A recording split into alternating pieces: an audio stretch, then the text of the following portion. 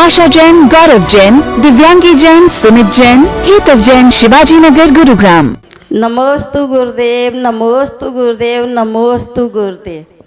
गुरुदेव, मेरी जिज्ञासा है कि मंदिर जी में हम लोग जैसे नारियल और दीपक जलाते हैं निस्वार्थ, तो उसका हमको क्या फल मिलता है गुरुदेव? श्रीमती सुशीला जैन जयपुर से उन्होंने अपनी जिज्ञासा रखी है कि अपन देखें जहाँ भी जाते हैं हम लोग दीपक खरीदते हैं, आरती करते हैं, कभी नारियल खरीदते हैं, नारियल चढ़ाते हैं, तो इसके पीछे लॉजिक क्या है और इसका क्या फल मिलता है? तो अपन देखेंगे कि श्रीफल इसलिए चढ़ाते हैं कि हमें यहाँ तक आने का फल मिले, है ना। दीपक इसलिए चढ़ाते हैं कि हमारे शरीर में जो रोग हैं जना जो हमें परेशान करते हैं वो रोग का शमन हो जाए। दीपक से रोगों का शमन होता है, 16 प्रकार की बीमारियां ठीक होती हैं दीपक जलाने से, है ना, जो अखंड ज्योत जलाने से। पर अपन देखेंगे जो क्षेत्रों में जो अपन दीपक खरीदते हैं ना, वो दीपक नकली घी होता है, उसमें वो घी में मोम डाल देते हैं, मोम, है ना, और शुद्धि का नाम देके देते हैं। आप देखो ठंड में जाओ, कितनी भरी गर्मी में जाओ तो दीपक घी जमा हुआ मिलता है ना। दुनिया में घर में देसी घी तो पिघल जाता है गर्मी से, और उनके यहाँ का वो बिल्कुल जमा रहता है, ऐसा जाता है बिल्कुल बर्फी जमी हो है। तो इसका मतलब क्या है, उसमें रहता है मोम। तो अपन देखें, अपन जानते भी हैं ये बात, समझते भी हैं, फिर भी अपन क्या कहते हैं, वो दीपक खरीदते हैं और चढ़ाते हैं।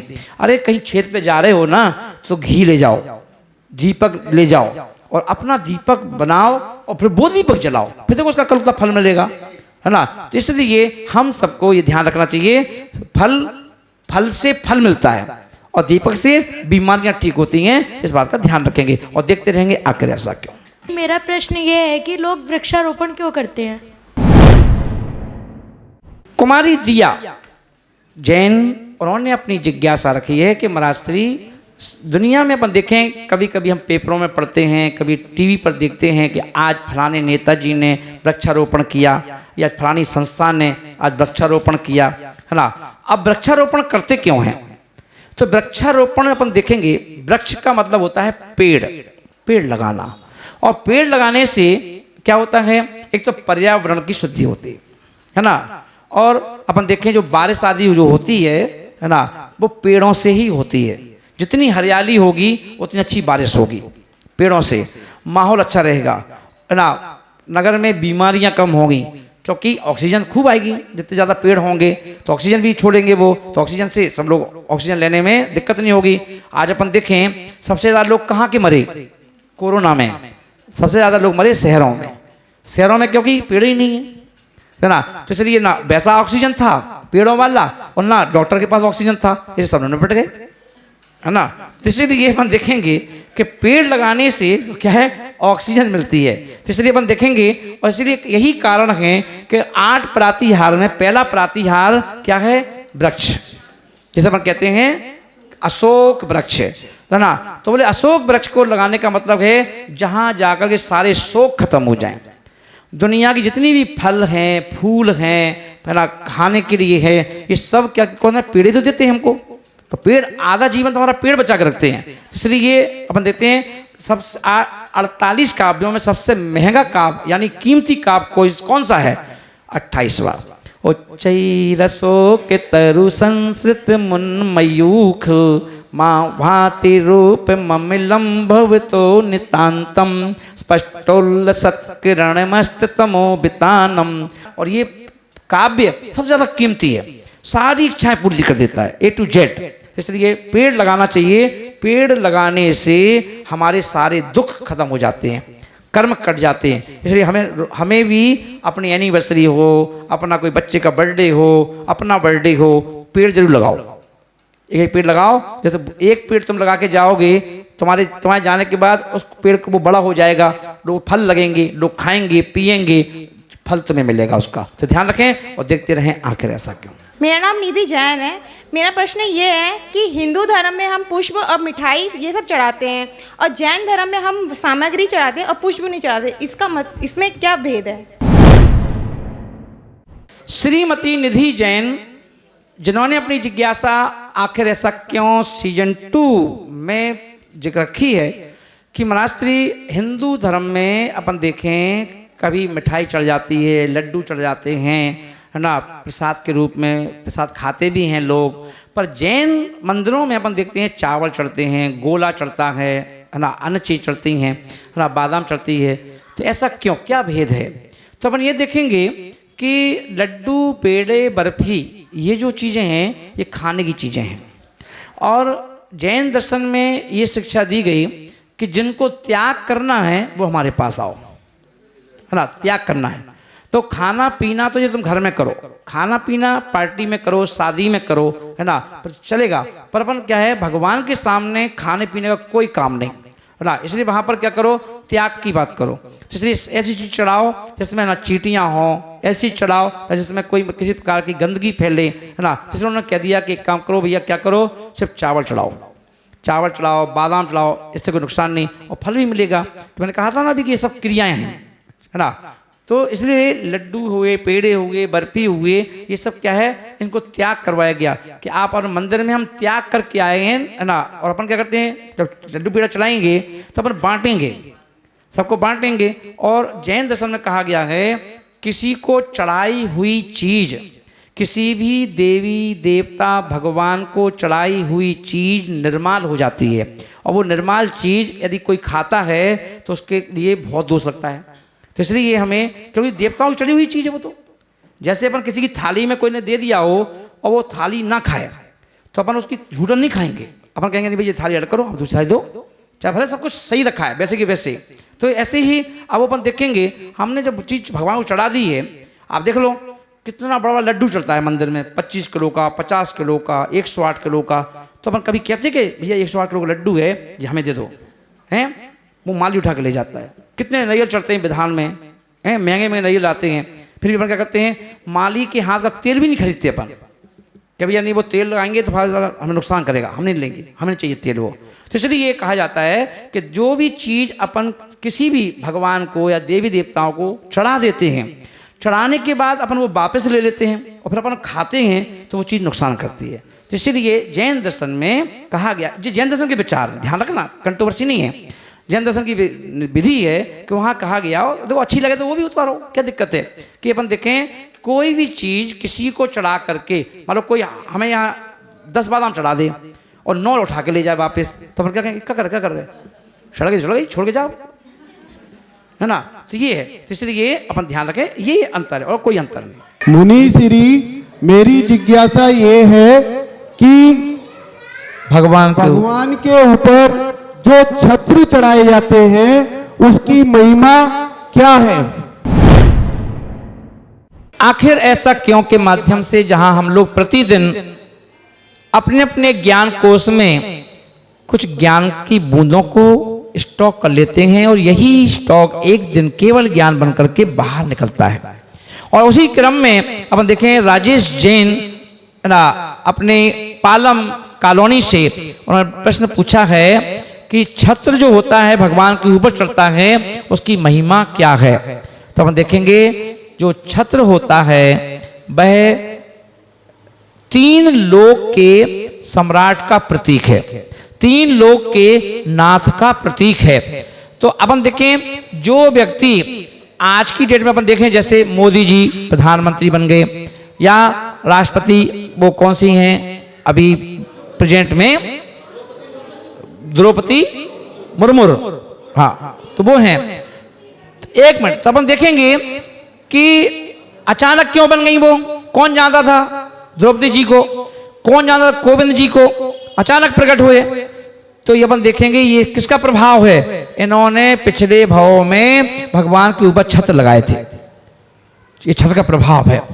किसी के यहाँ मान लो बच्चे नहीं है, बेटा नहीं है, बेटा चाहते हैं, बेटी बेटियां हैं और बेटा नहीं है उनके पास, तो आचार्यों ने कहा है कि छत्र चढ़ाने से ना पुत्र की उत्पत्ति हो जाती है।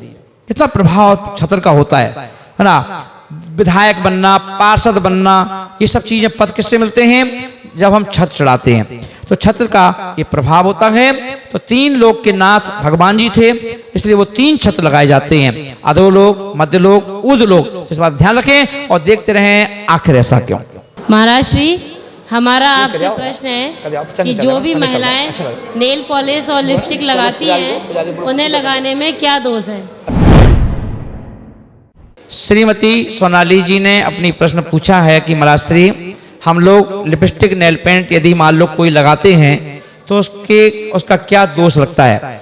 अपन देखें लिपस्टिक नेल पेंट वैसे तो अपन देखें सौंदर्य प्रसाधन की सामग्री है, पर अपन देखें आज के इस युग में लिपस्टिक और नेल पेंट जो होते हैं वह उसमें अपन देखें कि जो जीव हैं, जो जीव उन्हें मार करके और उनके जो मांस है, उनका जो ब्लड है, उसका उपयोग करके उसको बनाया जाता है, जिससे कि हम लोगों को ये दोष लगता है। अपन देखें जो लकड़ी की आती हैं उनको अपन लगाएं चल जाएगा, पर अपन जो लिपस्टिक नेल पेंट लाते हैं उनमें हमारे लिए हमारे साथ विश्वासघात किया जाता है और हमें हिंसा का दोष लग जाता है, इसलिए हमको उनसे बचना चाहिए। और देखते रहें आखिर शक क्यों। मैं अंकित जैन पालम कॉलोनी से आपके चरणों में बारंबार नमोस्तु करता हूं। गुरुदेव, मेरी शंका है, जैन धर्म में शंख के प्रयोग को निषेध क्यों माना गया है और उसके उपयोग का अगर किसी ने भूलवश उपयोग किया है तो उसका प्रायश्चित क्या है? अंकित जैन पालम कॉलोनी से, और देखिए उन्होंने अपनी जिज्ञासा यहाँ पर रखी है कि अपन देखें जितने भी हिंदू मंदिर होते हैं सभी जगह एक शंख होता है और वहाँ का पुजारी रोज शंखनाद करता है, और अपन देखेंगे पर जैन मंदिर में कभी भी शंख नहीं मिलते, ना शंख बजाया जाता है। कारण क्या है? तो कारण ये है कि शंख अपने आप में हड्डी है। क्या है? हड्डी। और हड्डी जो है वो जीव की है। समुद्र में एक जीव पाया जाता है ना, वो उसका शरीर है। शंख क्या है? उस जैसे अपना शरीर होता है ना, शरीर और आत्मा होती है, तो ऐसे ही आत्मा निकल जाने के बाद शरीर बचता है यहाँ पर, तो ऐसे ही शंख का जीव मरने के बाद शंख बचता है, वो है शरीर, वो हड्डी है। तो घरों में कभी भी हड्डी अगर रखी है तो वहां पर साधुओं का आहार नहीं हो सकता, वहां आहार नहीं हो सकता, धर्म के कारण नहीं हो सकते। तो इसीलिए कहा जाता है कि शंख हमें नहीं रखना चाहिए। पहली बात, अगर अपन देखें अगर आपके फर्श में इतनी सीपी भी लगी हुई है और साधु को दिख गई तो वो आपके घर से लौट जाएगा, तो शंख नहीं रखना चाहिए इसीलिए। पर फिर भी शंख को अशुद्ध नहीं है। धार्मिक जो अनुष्ठान हैं, तांत्रिक विद्याएं हैं, उनमें शंख को अच्छा माना गया है ना। तो कुछ बहुत सारी चीजें हैं जो अशुद्ध होकर के भी शुद्ध हैं, है ना, पर उनको अपन यूज नहीं करते हैं जैन समुदाय में। ऐसा नहीं कि अब अजैन करते हैं तो वो सब बेकार हैं, है ना, क्योंकि शंख को मैंने कहा ना अशुद्ध हो करके भी वो शुद्ध है। कुछ चीजें ऐसी हैं जैसे गोरोचन, ये गाय का पित्त है गोरोचन, है ना, कस्तूरी अब है हिरण की, पर फिर भी क्या है, कस्तूरी मंत्र में काम आती है। शंख भी उसी श्रेणी में है, इसलिए हमें अगर आपने यूज किया है तो उसका कोई प्रायश्चित नहीं है, आप नहीं करेंगे, बस सीधा यही प्रायश्चित है। नमोस्तु मुनिश्री, मेरी जिज्ञासा है कि परिक्रमा में हम 3 राउंड्स क्यों लगाते हैं? कुमारी युक्ति जैन जिन्होंने अपनी जिज्ञासा यहाँ रखी है कि हे मुनिराज, हम लोग मंदिर जी में जाकर के ये 3 परिक्रमा क्यों लगाते हैं, तो हम देखेंगे कि ये जो 3 परिक्रमा हम मंदिर में भगवान की लगाते हैं अपनी इच्छाओं की पूर्ति करने के लिए लगाते हैं। दूसरे अपन देखेंगे 3 परिक्रमा यानी एक परिक्रमा मन की, एक वचन की, एक काय की। दूसरी तरह से देखें, एक सम्यक दर्शन के लिए, एक सम्यक ज्ञान के लिए, एक सम्यक चारित्र के लिए। ये इसलिए हम सब लोग 3 परिक्रमा भगवान जी की लगाते हैं कि हमारे लिए सम्यक दर्शन की प्राप्ति हो, सम्यक ज्ञान की प्राप्ति हो, सम्यक चार्ज की प्राप्ति हो, इसलिए हम सभी 3 परिक्रमा लगाते हैं। तो इसी प्रकार से आपकी छोटी छोटी जिज्ञासाएं, छोटे छोटे मंत्र आपको यहाँ पर दिए जाएंगे, जिससे आपके मन में बैठी हुई जिज्ञासाओं का समाधान होगा और आप देखते रहेंगे आखिर ऐसा क्यों। नमोस्तु गुरुदेव, मेरा नाम कशिश है। मेरा प्रश्न ये है कि हमें सम्यक शिखर की परिक्रमा कैसे करनी चाहिए। हमारी कशिश जैन पालम कॉलोनी से उन्होंने अपनी जिज्ञासा रखी है कि हे मुनिराज, शिखर जी की वंदना हमें कैसे करना चाहिए। तो अपन देखें, हमें शिखर जी की वंदना एक तो भाव सहित बंदे सो कोई, भावों को लेकर के क्या भाव लेना है कि हे भगवान, ये वो भूमि है जहां पर साक्षात तीर्थंकर भगवानों के चरण विचरण इस पहाड़ पर हुआ है, इसलिए हम भी उनके चरण के आचरण को अपने जीवन में धारण करें और वहां जाकर के हमें किसी भी तरह के खाद्य सामग्री खरीद करके नहीं खाना चाहिए। क्योंकि जैसे हम मंदिर जी में आते हैं तो बिना खाए पिए आते हैं और दर्शन करते हैं, फिर घर जाके खाते हैं, तो इसीलिए हमें पूरा पूरा पुण्य मिलता है। तो शिखर जी की वंदना भी बिना खाए पिए, ना क्यों खाओगे पियोगे तो क्या होगा, पेट में कोई चीज पहुंचेगी, फिर आपको वहां जब पेट में जाएगी तो अपना लघु शंका लग सकती है, आपको फ्रेश होने का मन हो सकता है, फिर आप पहाड़ पे आपको गंदगी करना पड़ेगी, तो पहाड़ की पवित्रता खत्म होगी। तो इसलिए हमें इस प्रकार से भाव सहित और बिना खाए पिए वहां की वंदना करना चाहिए। इस कार्यक्रम के पुण्यार्जक थे श्री सुदर्शन जैन, आशा जैन, गौरव जैन, दिव्यांगी जैन, सुमित जैन, हेतव जैन, शिवाजी नगर, गुरुग्राम।